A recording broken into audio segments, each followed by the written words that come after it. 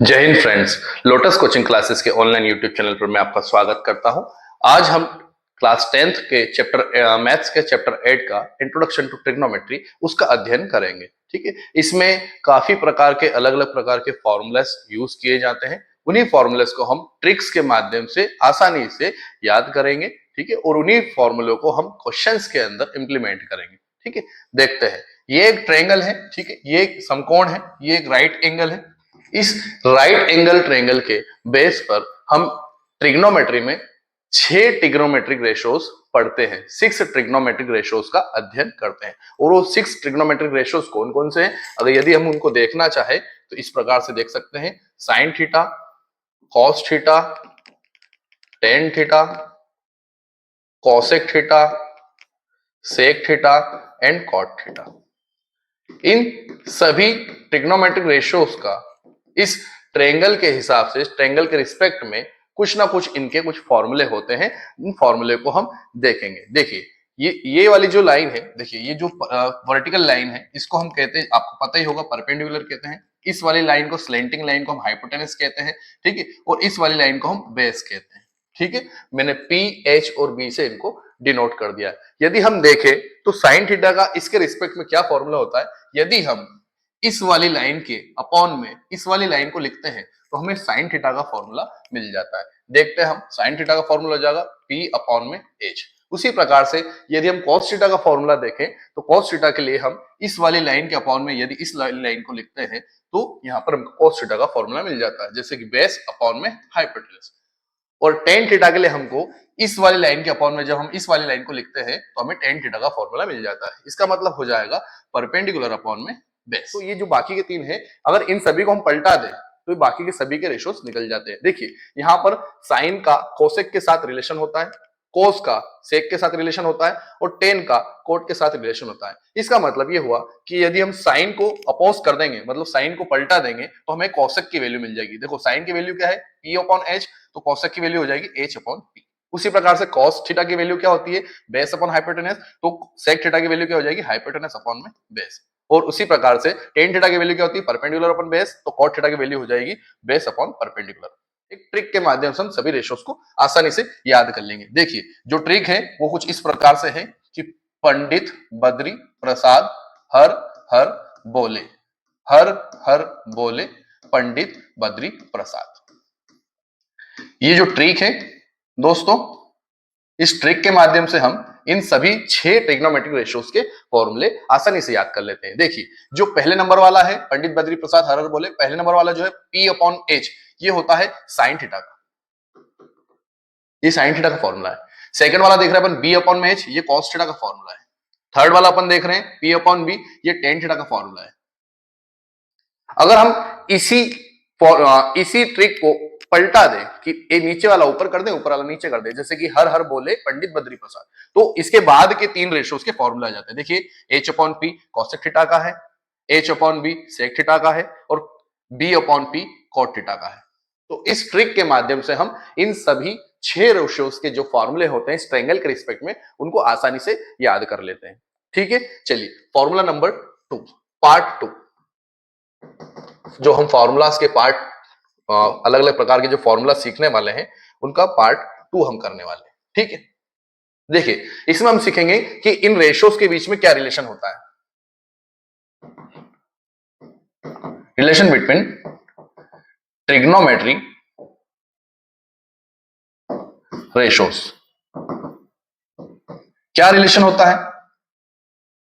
देखिए, यदि हम साइन कोस टेन को ग्रुप ए मान ले और कोसेक सेक कोट को ग्रुप बी मान ले, मैं यहां पर लिख देता हूं sine theta, cos theta, tan theta, cosec theta, sec theta और कॉट थीटा। यदि हम स्टार्टिंग के तीन रेशियोज को ग्रुप ए मान लेते हैं और बाद के तीन रेशियोज को ग्रुप बी मान लेते हैं, तो इन रेशियोज के बीच में कुछ रिलेशंस निकलता है, उसको हम यहां पर सामने आपके दिखाएंगे। ठीक है, देखिए यहां पर साइन और कोसेक के बीच में रिलेशन होता है। किस प्रकार से, यदि हम साइन थीटा का इंटू कोसेक थीटा के साथ करते हैं तो आंसर में 1 आता है। ठीक है, इसी रेशो के माध्यम से हम, ये एक फॉर्मूला भी है, ध्यान रखें, ये एक फॉर्मूला है, रिलेशंस जो हम देख रहे हैं फॉर्मूले पे बेस्ड देख रहे हैं, ठीक है। तो ये एक फॉर्मूला है कि sine theta dot cosec theta equals to 1 होता है। हम इसी फॉर्मूले से दो फॉर्मूले और निकाल लेते हैं ताकि आपको अलग से याद करना ना पड़े, ठीक है। देखते हैं, यदि हम साइन थीटा को यहीं पर रखें, इस साइड ही रखें, और इनटू के कोसेक थीटा को उधर भेज देते हैं, तो ये 1 के अपॉन में आ जाएगा। आपको पता है कि इक्वल्स टू के लेफ्ट साइड अगर कोई भी डिजिट रहता है या कोई भी संख्या रहती है, उसको इक्वल टू के राइट साइड अगर भेज देते हैं तो उसका जो साइन है वो चेंज हो जाता है। अगर वो प्लस में है तो माइनस में हो जाता है, माइनस में है तो प्लस में हो जाता है, इनटू में है तो डिवाइड में हो जाता है, डिवाइड में है तो इनटू में हो जाता है। तो यहां पर ये इनटू में था इसलिए उधर जाकर डिवाइड में आ गया। अब नेक्स्ट स्टेप में अपन क्या करेंगे, अभी हमने क्या करा कि साइन थीटा को यहीं रखा, कोसेक थीटा को उधर भेज दिया। नेक्स्ट स्टेप में अपन क्या करेंगे कि कोसेक थीटा को यहीं रखेंगे और साइन थीटा को उधर भेज देंगे। तो देखिए साइन थीटा भी अपॉन में आ जाएगा। तो देखिए हमने इस रिलेशन के माध्यम से दो फॉर्मूले और बना लिए। इसी प्रकार से देखिए आप सेकंड वाला क्या हो जाएगा, यहां पर कॉस थीटा और सेक थीटा के बीच में रिलेशन होता है। किस प्रकार से कि यदि मैं लिखूं cos theta dot sec theta equals to 1, ये एक फॉर्मूला है, cos theta dot sec theta equals to 1 होता है। यदि हम इसी फॉर्मूले के हिसाब से, इसी मेथड के माध्यम से कॉस थीटा को यहीं रखते हैं और सेक थीटा को उधर भेज देते हैं तो ये अपॉन में आ जाता है। क्लियर है? उसी प्रकार से हम सेक थीटा को इधर रखते हैं और कॉस थीटा को उधर भेज देते हैं तो ये 1 के अपॉन में आ जाएगा। तो यहां से इस एक फॉर्मूले के माध्यम से दो फॉर्मूले हमारे और निकल कर आ गए, ठीक है। तीसरी प्रकार से देखेंगे, इसी प्रकार से देखेंगे अपन कि यहां पर टेन थीटा और कॉट थीटा के बीच में रिलेशन होता है। किस प्रकार से, अगर हम देखें तो यहां पर हम लिखेंगे tan theta dot cot theta equals to 1 होता है। अब अगर हम इससे भी दो फॉर्मूले बना सकते हैं, देखिए टेन थीटा को अगर हम यहीं रखते हैं तो कॉट थीटा उधर चले जाएगा तो 1 के अपॉन में आ जाएगा, और अगर हम कॉट थीटा को यहीं रखते हैं तो ये 1 के अपॉन में आ जाएगा टेन थीटा। और इस प्रकार से आपके पास ये तीन फॉर्मूलास, ये तीन रिलेशंस जो साइन कोसेक कोस सेक टेन कॉट, इनके बीच में जो रिलेशन है उनके माध्यम से हमें सेकंड पार्ट के फॉर्मूले मिल चुके हैं, ठीक है। एक थर्ड वाला पार्ट देखिए जिसमें हम देखते हैं कि जो टेन थीटा है, टेन थीटा का एक फॉर्मूला होता है, वो होता है साइन थीटा के अपॉन में कॉस थीटा।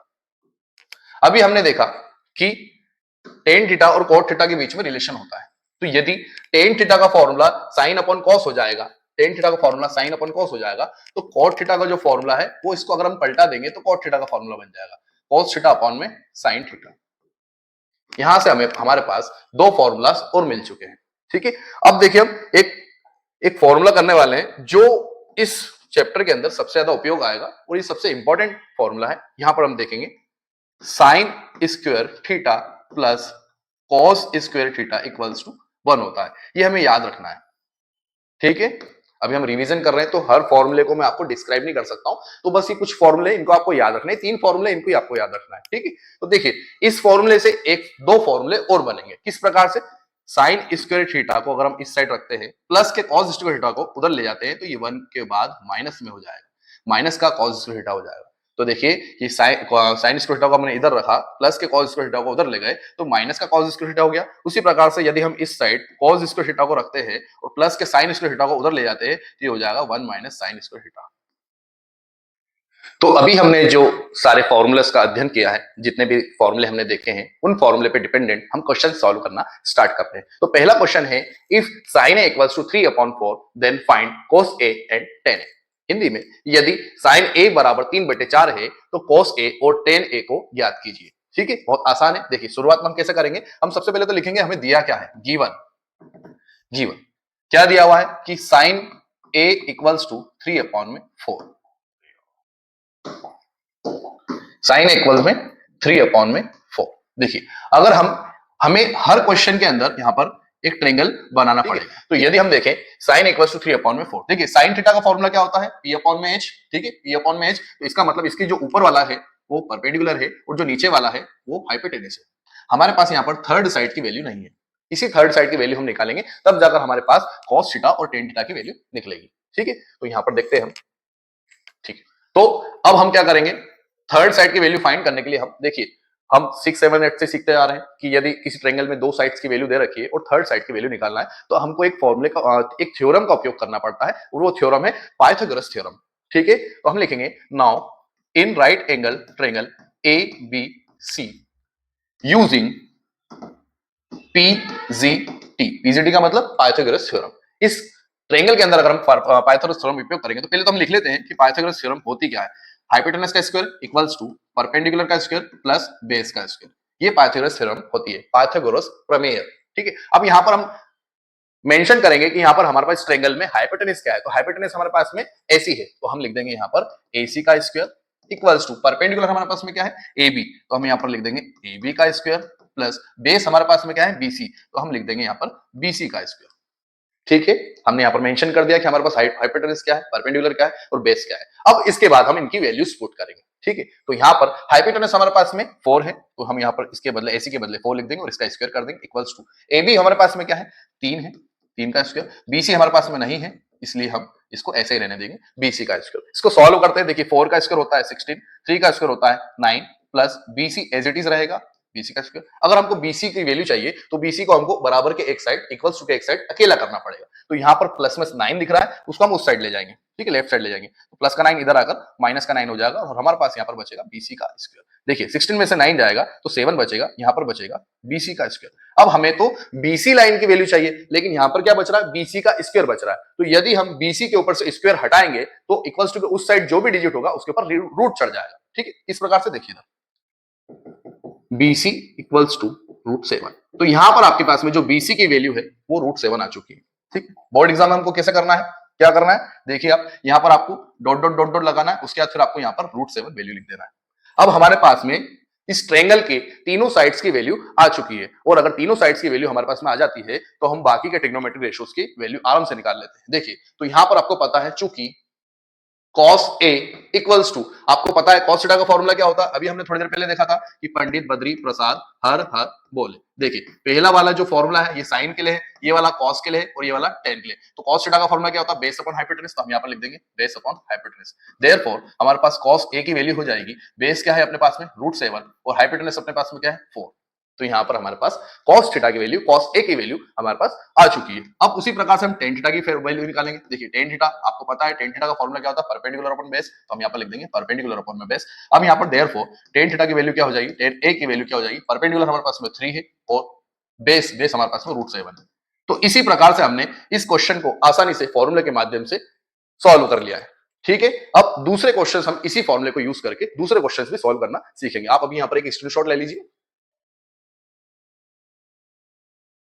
तो नेक्स्ट क्वेश्चन हमारे पास है, if 15 cot A equals to 8 then find sin A and sec A। यदि 15 cot A इक्वल्स टू 8 है तो हमें sin A and sec A को ज्ञात करना है। क्लियर है, ठीक है, देखते हैं। देखिए सबसे पहले हम क्या लिखते हैं, गिवन हमें जो दिया रहता है पहले हमको वो लिखना पड़ता है। 15 cot A इक्वल्स टू 8 हमें दिया हुआ है। यहां पर आपके पास cot थीटा का कुछ भी वैल्यू यहां पर निकलता हुआ नहीं दिख रहा है, क्योंकि अपने को पता है कि अगर रेशियोज में हम देखें तो देखिए लास्ट क्वेश्चन में क्या था कि sin A इक्वल्स टू 3/4 दे रखा था, लेकिन अभी देखेंगे तो यहां पर 8 के अपॉन में कुछ भी नहीं है, लेकिन यहां पर आपको cot थीटा के साथ में 15 दिख रहा है यहां पर। ठीक है, तो ये जो 15 है वो cot थीटा के इनटू में है। यदि हम इस 15 को उधर भेज देंगे तो ये 8 के अपॉन में हो जाएगा, यहां पर इनटू में है तो उधर जाकर डिवाइड में आ जाएगा, तो यहां से हमारे पास cot थीटा की वैल्यू निकल कर आ चुकी है। अब हमको पता है कि चूंकि cot थीटा का जो फॉर्मूला होता है वो क्या होता है, देखिए हम पलट कर वापस आते हैं, देखते हैं फॉर्मूलास को।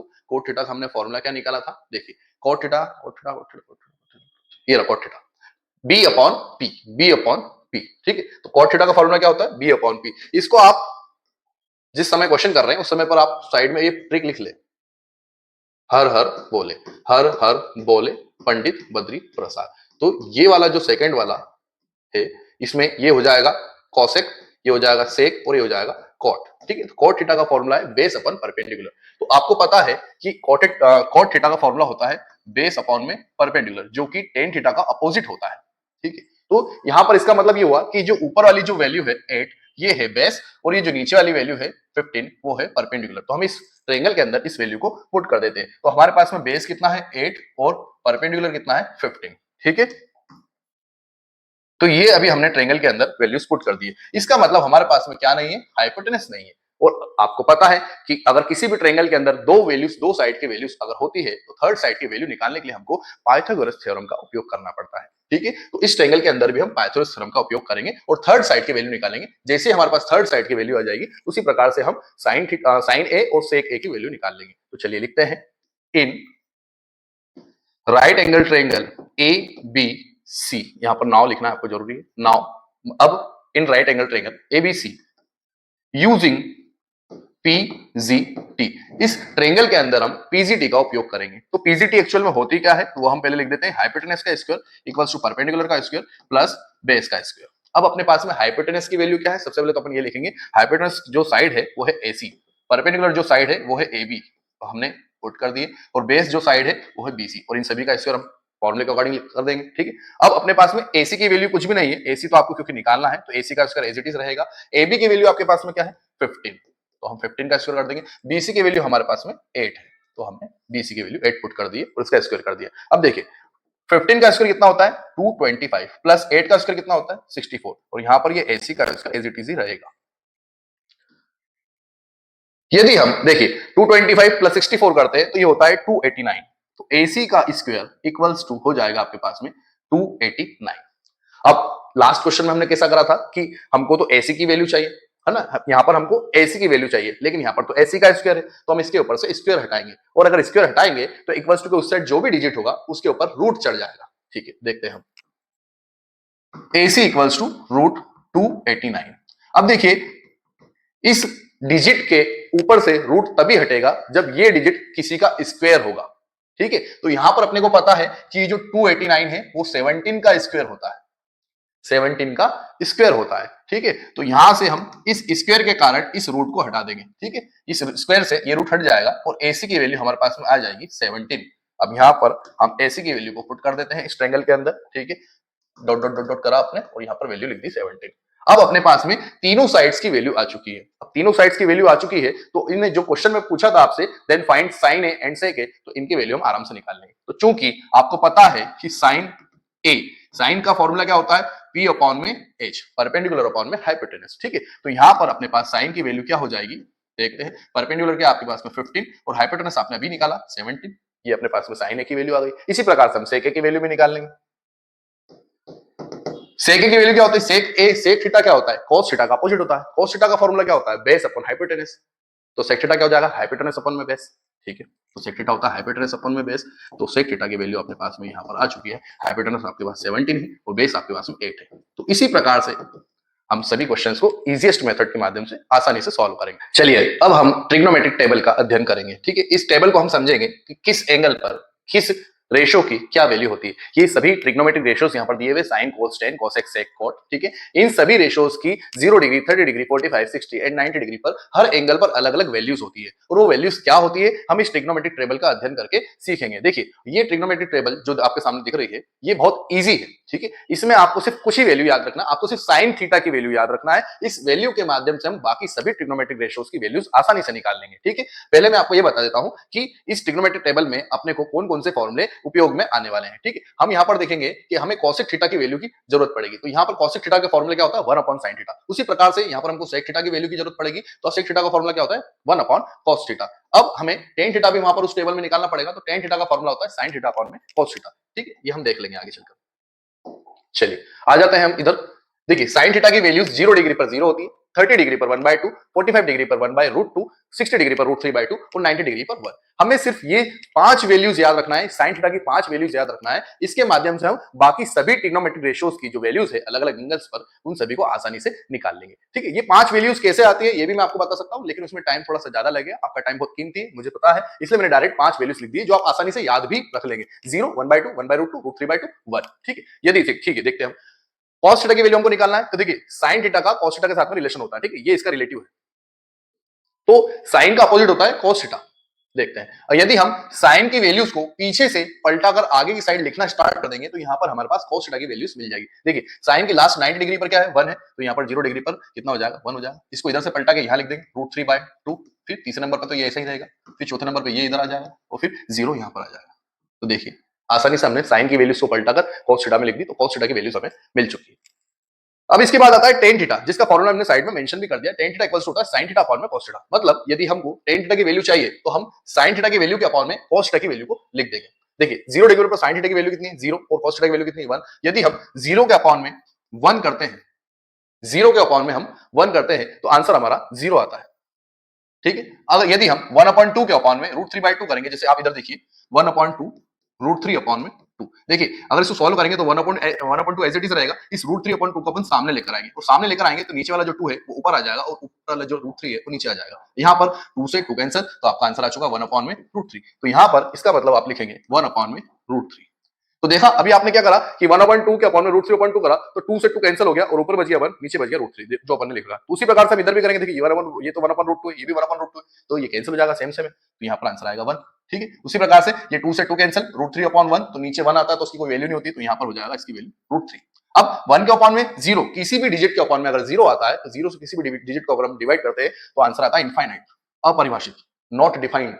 ठीक है, तो देखिए साइन cos tan इनकी वैल्यू हमने आसानी से निकाल ली। साइन की वैल्यू याद रखने से हमने cos और tan की वैल्यू आसानी से निकाल ली। अब बाकी तीनों ट्रिग्नोमेट्री रेशियोज की वैल्यूज इन पे डिपेंड करती है। जैसे कि यदि हमको पता है, मैंने अभी आपसे बात करी थी इसी विषय में, देखिए कि साइन कोसेक थीटा का फॉर्मूला क्या होता है 1/sin थीटा। यदि हमको उस टेबल के अंदर कोसेक थीटा की वैल्यू निकालना है तो हम जो साइन की वैल्यू है उन सभी को 1 के अपॉन में लिख देंगे। अगर हम सभी साइन की वैल्यूज को 1 के अपॉन में लिखते हुए कोसेक थीटा में पुट करेंगे तो हमें कोसेक थीटा की वैल्यू निकल जाएगी। ठीक है, देखिए जितनी भी साइन की वैल्यूज है, साइन की वैल्यू अगर अपन को cosec थीटा की वैल्यू निकालना है तो 1 का अपॉन में 0 को लिख दो, तो 1/0 कितना होता है 1/0, अभी अपन ने बात करी इनफाइनाइट होता है। 1 का अपॉन में 1/2 करेंगे तो ये देखिए 1 के अपॉन में 1/2, तो ये 1 के सामने ये 2/1, ये जिस 1/2 दिख रहा है इसको हम सामने लाएंगे तो 2/1 हो जाएगा। और देखिए 1 का इंटू 2 में 2 और नीचे साइड 1 आता तो उसकी कोई वैल्यू नहीं होती, तो ये आंसर हो गया आपका 2। तो यहाँ पर आंसर क्या आएगा 2, 1 के अपॉन 1/2 मतलब 2, ऐसे ही 1 के अपॉन 1/√2 मतलब √2, फिर 1 के अपॉन में √3/2 तो नीचे वाला ऊपर हो जाएगा, ऊपर वाला नीचे हो जाएगा, तो ये हो जाएगा 2/√3, फिर 1 के अपॉन में 1 मतलब 1। तो देखिए आसानी से हमने cosec थीटा की वैल्यू निकाल ली है। साइन की जितनी भी वैल्यूज है उन सभी को अगर आप 1 के अपॉन में लिख देंगे तो हमें cosec थीटा की वैल्यू मिल जाएगी। उसी प्रकार से sec थीटा की वैल्यू हमको कैसे मिलेगी, cos की जितनी भी वैल्यूज है उन सभी को हम 1 के अपॉन में लिख देंगे तो हमें sec थीटा की वैल्यू मिल जाएगी। देखिए cos थीटा की वैल्यू यहाँ पर 1 है तो 1 के अपॉन में 1 कितना होता है 1 होता है, फिर 1 के अपॉन में √3/2 करेंगे तो 2 ऊपर चले जाएगा, √3 नीचे आ जाएगा, तो ये हो जाएगा 2 अपॉन में √3, फिर 1 के अपॉन में 1/√2 तो √2 ऊपर चले जाएगा 1 नीचे आ जाएगा, तो आंसर हो जाएगा इसका √2, फिर 1 के अपॉन में 1/2 ये हो जाएगा 2, फिर 1 के अपॉन में 0, नॉट डिफाइंड, अपरिभाषित, इनफाइनाइट। तो देखिए हमने sec थीटा की वैल्यू भी यहाँ पर निकाल लिया आसानी से। उसी प्रकार से हम tan थीटा की वैल्यू निकालेंगे तो इसको भी 1 के अपॉन में लिख देंगे। या इसका एक रास्ता और है, यदि हम ये जो tan थीटा की वैल्यूज है सारी, जैसे हमने क्या करा था साइन की वैल्यूज लिखी थी और पलटा कर लिख दिया था तो cos की वैल्यू निकल गई थी। उसी प्रकार से tan की वैल्यूज हमने निकाल ली, इसको पलटा कर लिख देंगे तो cot की वैल्यू निकल जाएगी। देखिए उसके लास्ट में क्या है इनफाइनाइट, फिर सेकंड लास्ट में क्या है √3, फिर 1, फिर 1/√3 और फिर 0। ये हमारे पास 6 के 6 मतलब 6 ट्रिग्नोमेट्रिक रेशियोज की जो वैल्यूज होती है अलग अलग एंगल्स पर, वो सारी वैल्यूज हमने निकाल दी। अब चलिए तो हम इन क्वेश्चंस को सॉल्व करेंगे। जो अभी हमने टेबल को सॉल्व किया है उस टेबल के माध्यम से हम इन क्वेश्चंस को सॉल्व करेंगे। ठीक है, देखते हैं। देखिए यहाँ पर लिखा है साइन 60 डिग्री। अभी आपको पता है साइन 60 डिग्री की वैल्यू कितनी होती है √3/2। ठीक है, cos 30 डिग्री लिखा उसके बाद में इनटू में, तो cos 30 डिग्री की वैल्यू क्या होती है √3/2। इसका मतलब हो जाएगा कि यहाँ पर हम साइन 60 डिग्री के बदले लिखेंगे √3/2 इनटू cos 30 डिग्री के बदले लिखेंगे अपन √3/2, फिर प्लस लगा हुआ है। अब उसके बाद लिखा हुआ है साइन 30 डिग्री, तो हम देख लेते हैं साइन 30 डिग्री की वैल्यू क्या होती है 1/2। उसके बाद लिखा हुआ है cos 60 डिग्री, तो cos 60 डिग्री की वैल्यू क्या होती है 1/2। ठीक है, ये 1/2, तो वहां पर हम लिख देंगे कि 1/2 इंटू 1/2। ठीक है, अब देखिए अब यहाँ पर इंटू लगा हुआ मतलब कि इन दोनों डिजिट्स के बीच में इंटू होगा, यहाँ पर इंटू लगा तो इन दोनों के बीच में इंटू होगा, यहाँ इंटू लगा तो इन दोनों के बीच में इंटू होगा। प्लस ना करें, ध्यान रखें एंड में होगा। √3 का इंटू √3 में करेंगे तो 3 आएगा, 2 का इंटू 2 में करेंगे तो 4, फिर प्लस 1 का इंटू 1 में करेंगे तो 1, 2 का इंटू 2 में करेंगे तो 4। ठीक है, अब यहाँ पर फ्रैक्शन करना पड़ेगा हमको। देखिए यहाँ पर 4 और 4 है तो अपना एलसीएम क्या हो जाएगा 4, और जब नीचे वाले डिनोमिनेटर सेम होते हैं तो ऊपर वाले डिजिट्स को हम एज इट इज लिख देते हैं 3 + 1। तो देखिए ऊपर वाला हो चुका है 4, नीचे वाला भी है 4, 4 से 4 को डिवाइड करेंगे तो आंसर आएगा आपका 1। तो हमारा ये आंसर सॉल्व हो चुका है, ये क्वेश्चन सॉल्व हो चुका है। ठीक है, चलिए अब क्वेश्चन है 2 tan square 45 degree plus cos square 30 degree minus sin square 60 degree. ठीक है, तो ये 2 एज इट इज रहेगा। देखिए tan 45 की वैल्यू अगर आप टेबल में देखेंगे तो 1 होती है, तो tan 45 की वैल्यू हम 1 पुट कर देंगे, और क्योंकि इसके ऊपर स्क्वायर लगा हुआ इसलिए स्क्वायर लगा देंगे। फिर plus cos 30 degree, cos 30 degree की वैल्यू होती है √3/2, आप टेबल में देख लीजिएगा। ठीक है, और ये स्क्वायर लगा हुआ है cos के ऊपर इसलिए यहाँ पर स्क्वायर आएगा। ठीक, फिर माइनस sin 60 डिग्री,